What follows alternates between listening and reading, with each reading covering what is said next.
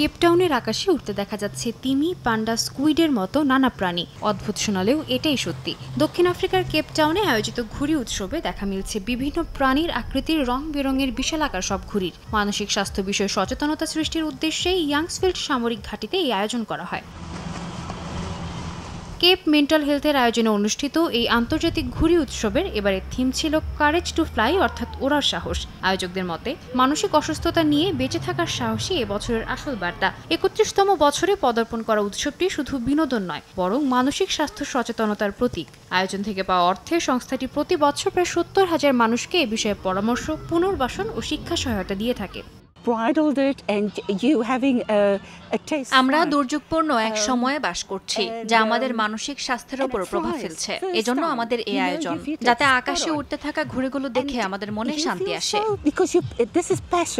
October মাস বিশ্ব মানসিক স্বাস্থ্য সচেতনতার মাস।